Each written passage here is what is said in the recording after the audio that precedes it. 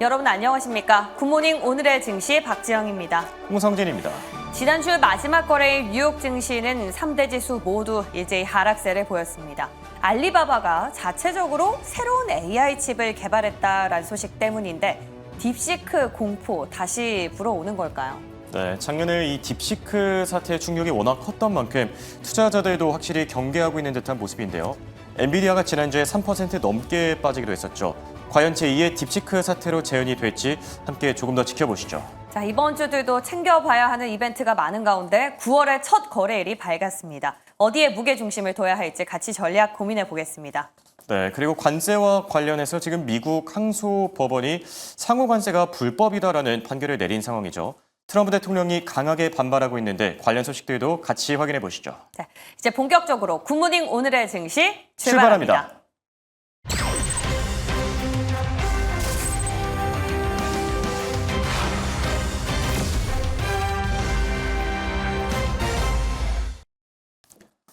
지난주 미국 증시는 빅테크 기업들의 급락세를 주시하면서 일제히 하락했는데요. 알리바바가 새로운 AI 칩을 지금 개발했다는 소식에 엔비디아를 비롯한 AI 반도체주들의 투자 심리가 대체로 좀 부진한 하루였다고 볼 수 있습니다. 다우지수와 S&P 500 지수는 각각 0.2% 그리고 0.64% 밀려났고요. 나스닥 지수가 비교적 큰 폭으로 1.15% 하락했습니다. 한편 지난주 채권과 외환 시장 쪽은 PC 가격 지수 물가 지표를 주시했는데요. 미국의 인플레이션이 고착화되고 있다는 지적들이 나온 가운데 국채 금리와 달러 인덱스 모두 다 상방 압력을 받았는데요. 10년물 국채 금리는 4.23%까지 올라섰고요. 달러 인덱스는 97 중반대에서 거래 중이고 또 역외 환율에서 원달러 환율은 1,388원대에서 움직이는 중입니다. 자, 그럼 이번 주에는 어떤 이슈들이 예정돼 있는지 표를 통해서 같이 확인해 볼까요? 우선 현지 시간 월요일, 그러니까 우리 시간으로 내일에는 미국 증시가 노동절을 맞아 휴장에 들어갑니다. 미국 증시가 하루 쉬어가는 만큼 다양한 특집 코너들이 또 준비되어 있으니까요. 기대해 보셔도 좋을 듯 하고요. 자, 그리고 화요일에는 미국의 제조업과 건설 지표들이 차례대로 발표가 되는데요. 특히 ISM 제조업 PMI를 통해서 미국 제조업의 분위기를 살펴볼 필요가 있겠고요. 그리고 수요일부터가 중요해집니다. 수요일에는 고용 지표들이 차례대로 발표됩니다. 매달 첫째 주에는 고용 주간이라고 부를 정도로 이 다양한 고용 지표들이 발표가 되죠. 우선 7월 졸지 보고서, 구인 이직 보고서로도 알려져 있는데요.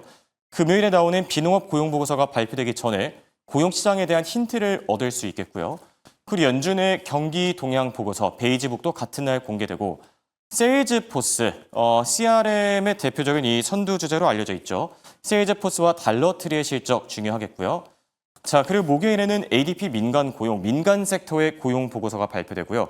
이와 함께 주간 실업수당 청구 건수, 실업 지표도 같이 나옵니다. 그리고 브로드컴이 실적을 발표하는데요. 지난주 엔비디아와 같이 한 3% 수준의 급락세를 나타냈었죠.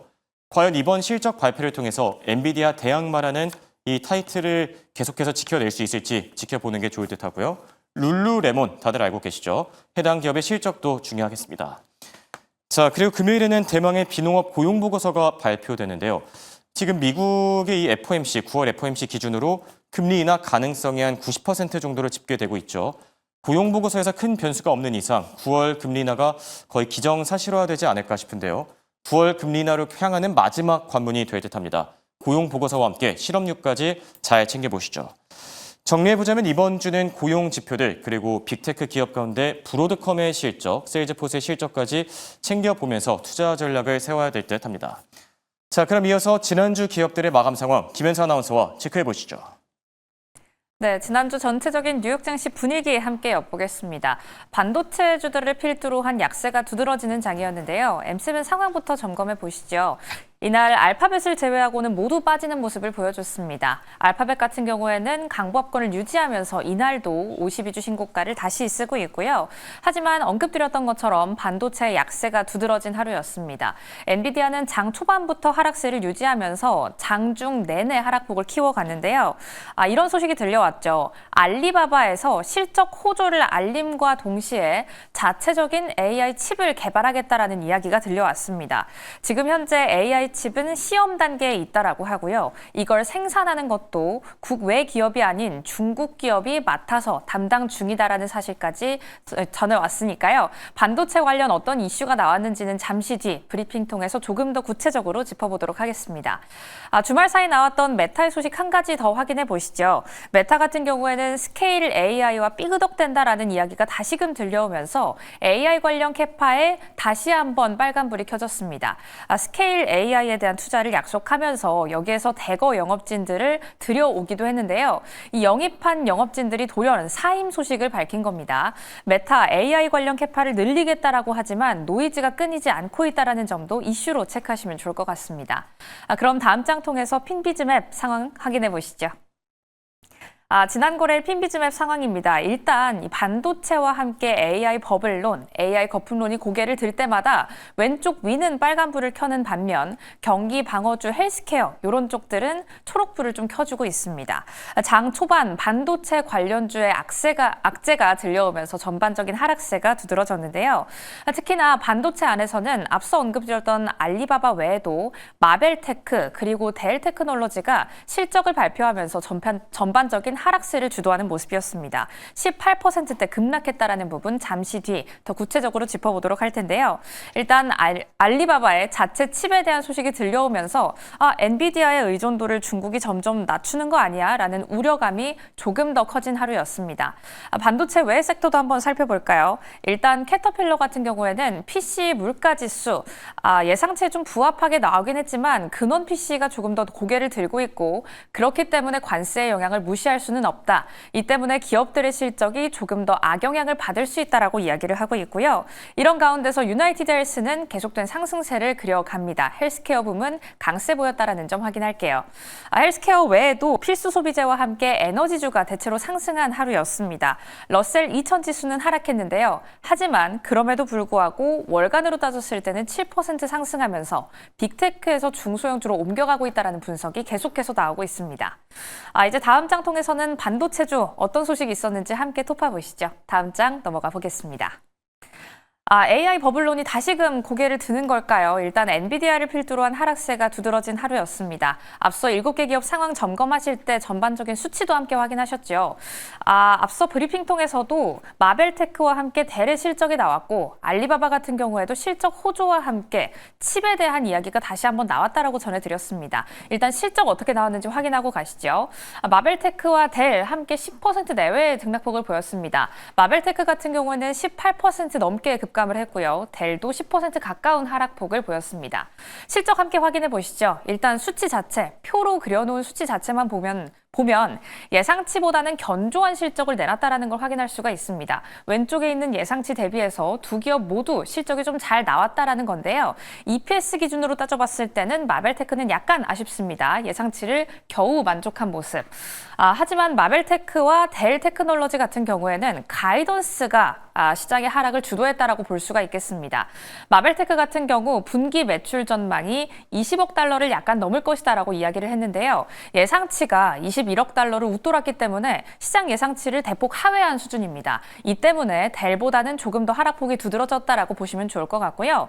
델 같은 경우에도 실적은 견조하지만 가이던스가 약간 아쉽습니다. 연간 매출액 전망이 시장 예상치를 겨우 부합했다라는 소식에 시장 전반적으로 하락세가 조금 더 돋보였던 하루였습니다.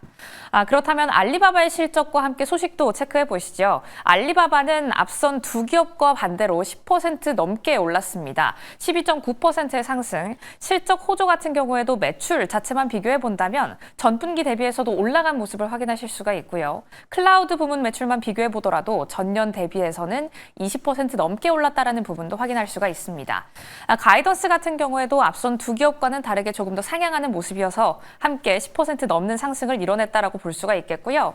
월스트리트 저널의 보도도 한 가지 나왔다라는 점 확인하겠습니다. 앞서 계속 언급드렸던 자체적인 칩 개발 소식입니다. 이런 소식이 얘기 들려왔기 때문에 어떤 점을 좀 생각을 해볼 수 있을까? 일단 시장에서 우려감을 키웠던 것처럼 엔비디아의 의존도를 중국이 점차 낮추고 있다라고 볼 수가 있겠습니다.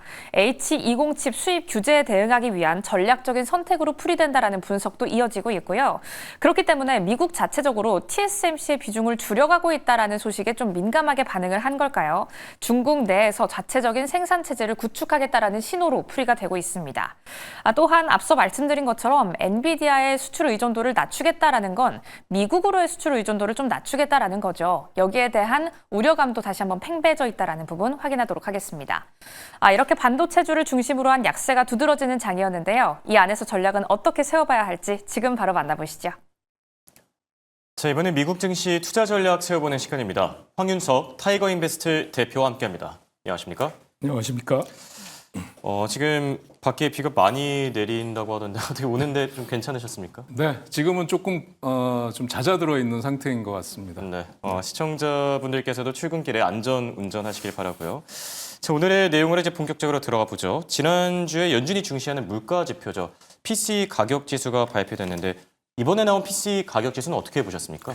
네, 대체적으로 시장 예상치에 부합하는 결과로 나왔다고 볼 수 있을 것 같아요. 그래서 이제 PC 물가 지수 발표가 됐는데 이제 핵심 쪽에 핵심 PC 물가 지수는 전월 대비 0.27%, 전년 대비해서 2.88% 상승했는데 지금 이제 자료 화면에 보시는 것처럼 이제 그 전체 PC 가격 지수는 2.6% 전년 동기 네. 대비해서 그래서 시장 예상치에 부합되는 수준이었고요. 그다음에 또 그 전월 대비해서는 0.2% 정도 수준이었습니다. 그래서 지금 뭐 개인 상품 지출은 좀 0.9% 늘어났는데 서비스 지출은 0.1% 증가에 그쳤다. 그래서 전반적으로는 예상에 부합되지만 이제 그 서서히 그 관세로 인한 인플레 효과는 서서히 나타나고 있는 게 아니냐라는 게 대체적인 의견이었던 것 같고요. 이 영향으로 인해서 달러라든지 금리, 증시의 변화 이런 쪽은 좀 제한적이다 이렇게 보여집니다. 그래서 네. 우려했던 대로 관세를 그렇게 많이 부과했는데도 실제 경제 지표나 물가에 있어서는 아직은 네. 그 본격적으로 반영은 안 되고 있다 이렇게 보여집니다. 좀 다행스럽기도 하고 한편으로는 이게 본격적으로 언제 나타날까 하는 것도 그렇죠. 좀 우려도 많이 예. 되고 있는 시점이라고 말씀드릴 수 있겠습니다. 네. 그리고 관세 얘기를 잠시 해주셨는데 관세가 지금 주말 사이에 미국 상소법원이 상호 관세와 관련해서 불법이다라는 판결을 내렸어요. 그리고 네. 트럼프 대통령은 지금 뭐 강하게 반발하면서 뭐 상고하겠다 이런 얘기를 또 내놨고 앞으로 어떻게 되겠습니까? 그러니까 이 지금 워싱턴 D.C.의 연방 순회법원, 순회항소법원이 네. 그 이제 어떤 얘기를 했냐면 이 행정명령, 트럼프 행정명령의 근거로 삼은 게 국가 비상경제권한법이라고 하더라고요. 이게 그렇죠. 이제 IEEPA라고 하는데 네. 그래서 여기에 보면 수입을 규제할 권한은 대통령한테 부여가 되지만 행정명령으로 관세를 부과할 권한까지 포함되지는 않는다. 그렇죠. 이렇게 판결을 했고요.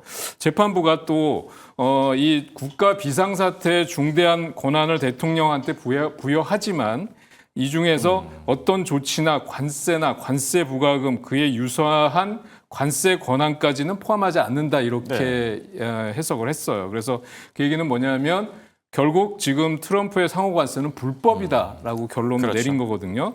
그래서 미국 내에서도 지금 캘리포니아 주를 포함해서 12개 주, 그다음에 5개 기업이 트럼프의 관세 부과가 법적 근거가 없다 이렇게 소송을 제기한 상태입니다. 네. 근데 잘 아시다시피 미국은 입법, 사법, 행정 이 3권이 분립이 아주 명확한 나라인데요. 그렇죠. 그동안 이제 트럼프 취임 이후에 사실 독재적인 권한을 행사하면서 이게 사실 그 불투명해졌거든요. 네. 근데 본격적으로 이제 나타나는 것 같고요. 특히 대통령 취임을 하게 되면 취임 첫 해나 이런 쪽에는 이제 기세가 등등하기 예. 때문에 이게 언제까지 이렇게 계속 지속이 될까 좀 예. 우려를 했었는데 그래도 지금 이런 판결이 나온 거는 저는 뭐 긍정적이라고 보여지고요. 네. 다만 이 판결은 10월 14일까지 유예가 됐다. 그러니까 그때까지는 상호관세 부과 효과가 계속 된다는 예, 거겠죠. 그렇죠. 예, 그렇게 되는데 지금 뭐 법무부 장관은 즉각 항소하겠다라고 얘기를 했고요. 트럼프 대통령은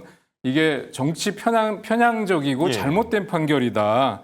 이게 모든 관세는 여전히 유효한데 만약에 이 관세가 사라지면 국가에 재앙이 올 것이다 이랬는데 제가 보기엔 관세가 재앙인지 트럼프가 재앙인지는 사실은 좀 두고 봐야 될 예. 것 같습니다. 맞습니다. 뭐 무역 대표부 같은 경우에는 우선 무역 협상 자체는 계속하겠다라고 밤사이에 또 밝히기도 했었죠. 조금 더 지켜봐야 될 필요가 있지 않나 생각이 들기도 하고요. 자, 그리고 지금 반도체 기업들을 둘러싼 잡음이 끊이질 않고 있거든요. 뭐 삼성전자나 SK 하이닉스가 지금 도마 위에 오른 상황인데 어떻게 보고 계시죠? 이게 사실 우리 기업들 같은 경우는 정말 미국이 하라는 대로 일찌감치 네. 뭐 투자도 다 해놓고 공장 건설도 다 했는데 이게 느닷없이 일격을 당한 꼴이 그렇다고 볼수 됐거든요. 있겠죠. 예, 그래서 지금 미국 상무부에서 인텔, 삼성전자, 하이닉스의 중국 법인을 이제 신뢰할 수 있는 최종 사용자 명단에서 제외를 했어요. 네. 그러니까 이게 뭐냐면 이 VEU라고 하는 신뢰할 수 있는 최종 사용자 명단이라는 게 미국산 특정 품목을 특별 허가 없이 신속하게 구입할 수 있는 네. 자격을 부여하는 건데 이번 조치로 이게 이제 이 권한이 없어진 거죠. 그래서 앞으로 미국산 장비와 소프트웨어를 들여올 때마다 매번 허가를 네. 받아야 되는 이런 상황이 됐습니다. 그래서 중국 내 AI 칩 개발이라든지 수입에 상당한 지연이 올 그렇죠. 수밖에 없다라는 거고요. 이로 인해서 사실상 좀 여러 가지로 좀 타격을 받을 가능성이 높다고 보여집니다. 그런데 한 가지 좀 이상한 거는 미국 정부가 지분 10%를 투자한 인텔에도 네. 적용을 했거든요. 그렇죠. 예, 그래서 이게 길들이기가 아니냐 아. 뭐 이런 얘기까지도 지금 나오고 있는 네. 상황이라고 말씀드릴 수 있겠습니다. 얘기를 들어보니까 뭐 충분히 그런 평가들이 나올 수 있을 듯하고요. 그리고 앞서도 설명해 드렸지만 이번 주는 고용 주간이라고 불릴 정도로 중요한 고용 지표들이 많이 발표됩니다. 비농업 고용 보고서가 중요하겠고, 뭐 그 전에 ADP나 아니면 뭐 졸지 보고서 이렇게 뭐 많이들 나오는데 이번 주에는 어떤 일정들이 중요한지 뭐 핵심 내용들 위주로 정리해 주시죠. 네. 이제 9월 2일 날 화요일 날은 ISM 제조 PMI 지수 발표가 되고요. 그다음에 9월 3일 날 7월 졸치 보고서라고 하죠. 구인 이직 보고서, 그다음에 연준의 베이지 북이 공개가 됩니다. 그다음에 4일 날은 ADP 민간 고용 8월 달, 그다음에 ISM 제조업 PMI 지수. 또 한 가지 이제 그동안 M7 얘기를 많이 했었는데 사실 그 브로드컴까지 끼워가지고 배트맨이라고 하잖아요. 그렇죠. 예, 근데 브로드컴 실적 발표가 있는데 이게 엔비디아 실적 발표 이후에 나올까요? 네, 저는 뭐 나쁘지는 않을 것 같아요. 근데 가이던스가 어떻게 되느냐가 문제일 것 같고요. 시장의 기대치가 너무 높아 있어서 엔비디아도 실적 발표 이후에 사실 좀 많이 흔들렸었잖아요. 그렇죠. 네, 그래서 좀 지켜보셔야 될 것 같고 마지막 날이 중요하다고 말씀드릴 수 있겠습니다. 9월 5일 금요일은 고용보고서 발표가 되는데 비농업 고용자 수와 실업률 그렇죠. 주목을 하셔야 될 것 예. 같습니다. 비농업 고용 보고서 결과에 따라서 이 9월 금리나 가능성 이게 뭐 최종 확정되지 않을까 생각이 들고요. 자, 이제 종목별 얘기들을 나눠볼까 하는데 지난주에 제일 많이 들려왔던 소식이 바로 제2의 딥시크 사태가 아니냐 이런 얘기였습니다. 그리고 피해를 어떻게 보면 가장 크게 본 기업 중에 하나가 엔비디아이기도 하고요. 네. 어떻게 생각하십니까 이번 이슈? 엔비디아 실적 발표를 앞두고 월가의 대형 투자은행들이 일제히 목표가를 다 올렸어요. 네. 그래서 저는 그때도 말씀드렸지만 좀 이상하다. 아. 소액 투자자들 입장에서는 경계를 해야 되거든요. 예. 이렇게 많이 올랐는데 목표 주가를 계속 상향하고 있다. 이렇게 해서 저는 좀 주의를 해야 된다고 말씀을 드렸는데 지금 또 헤지 펀드들 쪽, 그러니까 월말 리밸런싱 효과 때문에 이제 반도체 관련주들이 많이 하락했다 이런 분석도 있긴 합니다만 이미 차익 실현 이제 고점에 왔다라는 생각을 가지고 대형 헤지 펀드들이 차익 실현에 나섰다 이런 분석도 있거든요. 네. 그래서 조심을 해야 되는데 엔비디아 차트 모양을 보면 지금 일봉 차트상으로 본다면 지금 뭐 여기서 보면 이 5일선, 10일선, 20일선이라고 하는 단기 이평선을 네. 살짝 밑으로 내려앉는 모습을 보였어요. 네. 사실 보통 우리가 이렇게 되면 그 다음날 바로 반격을 해서 올라서지 않으면 추가 하락할 가능성이 높다고 보는 그 차트형이거든요. 그래서 엔비디아 같은 경우는 지금 나온 이슈 자체가 또 보면 그 알리바바가 자체 개발 AI 칩을 칩을, 개발하고 있다라는 소식이었고, 그렇죠. 그다음에 좀 전에 브리핑해 주신 대로 관련 주식인 이제 마벨 테크놀로지라든지 그다음에 뭐 델 델도 같은 있었고요. 실적들이 안 좋게 나왔다는 게 이제 AI 거품론을 좀 다시 수면에 등장하는 게 아니냐 이런 우려가 나타나고 있거든요. 네. 그래서 지난번에도 말씀드렸다시피 엔비디아는 지금 너무 큰 기대를 하지 않으시는 게 좋을 것 같고요. 저는 역시 좀 단기적으로는 좀 비중을 축소해 나가면서 네. 조정이 깊어지거나 중국이 또 이렇게 그 수요가 줄어든다는 얘기 아니겠어요? 그러니까 그렇죠. 중국 AI 칩을 네. 쓴다는 얘기니까 이게 실적에 반영될 가능성도 있어 보이고 그다음에 아까 말씀드린 인텔이라든지 뭐 하이닉스, 삼성전자 같은 경우도 이제 중국 상무부의 그 VEU에서 제외했다는 소식이 나와 있으니까 단기적으로는 좀 관망하실 필요가 있겠다. 그 수익이 나신 분들은 좀 비중을 줄이는 전략으로 가시는 게 좋겠다 이렇게 말씀드릴 수 있겠습니다. 그러면 어느 정도 레벨까지 보는 게 좋을까요? 예를 들어서 엔비디아를 뭐 담고 싶은 분들도 있을 것 같은데 어느 정도 레벨이면 좀 매력적으로 글쎄요, 보일까요? 저는 이제 차트 모양상으로 본다 그러면 네. 150달러에서 160달러 정도까지 좀 조정을 받는다 그러면 단기적으로는 150에서 좀 160 이요. 조정을 많이 받는 게 네. 아닌가 싶기도 하고요. 그래서 지금 주봉상의 20일선은 140달러에서 150달러 사이에 있어요. 네. 예, 그래서 그 정도 구간까지 오면 단기 낙폭이 좀 커지는 거겠죠. 그래서 저는 150달러 전후가 아닐까 이렇게 보고 있습니다. 네. 150에서 160 사이를 좀 매력적인 다시 매수 구간으로 지정해 주셨고요. 자, 그리고 테슬라도 지난주에 급락을 했었죠. 엔비디아와 같이 뭐 3% 정도 빠졌는데 테슬라는 어떤 이슈 있었죠? 그러니까 테슬라는 사실은 이제 9월 달에 전기차 보조금이 끝나잖아요. 네. 그런데 그때는 지금 나왔던 이슈가 9월 달 전기차 보조금이 끝나더라도 그 전에 신청한 것들에 대해서는 유효하게 받아들이겠다. 뭐 이런 식으로 좀 유연하게 적용하는 얘기가 나오면서 네. 좀 잘 버티는 모습을 보여줬는데 문제는 지금 이 경쟁이 치열하게 되고 있는 데다가 가격은 계속 다운시키고 있다라는 거고요. 그렇죠. 비아디가 실적 발표를 했는데 2분기 순이익이 전년 대비 30% 정도 감소한 걸로 나왔습니다. 그래서 이 가격 인하에도 판매가 정체되고 네. 지금 이렇게 된다니까 비아디가 하락했는데 왜 테슬라도 예. 영향을 받느냐 이렇게 보는데요.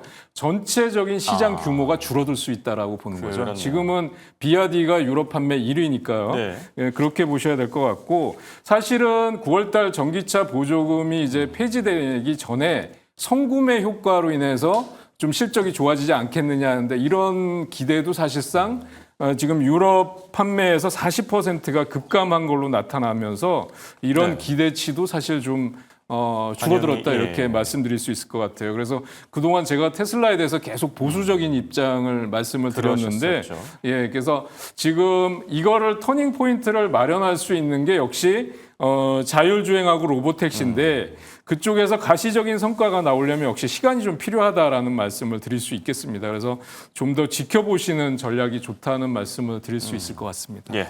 테슬라와 관련해서는 여전히 좀 관망하는 게 지켜보는 게 좋다 이렇게 조언을 해주셨고요.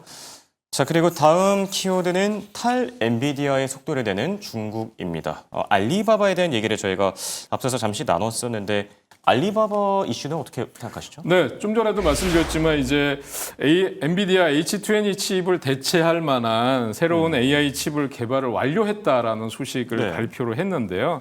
그래서 이 알리바바가 개발한 칩은 이제 그 엔비디아 소프트웨어와 호환되는 범용 칩이라고 알려져 있고요. 그런데 전문가들은 이 발열이나 내구성 면에서 보면 중국산 칩이 엔비디아 칩을 쫓아오기는 한계가 있을 것이다. 예. 이렇게 지적을 하고 있습니다. 그래서 저는 역시 그 추가 급등에 대해서는 좀 제한적일 거다 이렇게 보여지고요. 차트로 한번 말씀을 드리면 이렇게 완만한 흐름을 보이던 주식이 갭상승이 나오면서 장대 양봉과 함께 엄청난 대량 거래가 폭발했거든요. 예, 그렇죠. 그래서 이걸 주봉으로 보신다면 지금 이렇게 급등하면서 지금 신고가 부근까지 148달러 부근까지 급등하는 모습을 보였는데 이제 역시 좀 이 반도체 AI 칩 경쟁은 지켜보셔야 될 것 같고요. 보유하고 계신 분들은 이제부터 서서히 비중 축소를 하면서 고점 부근에 지금 진입을 하고 있거든요.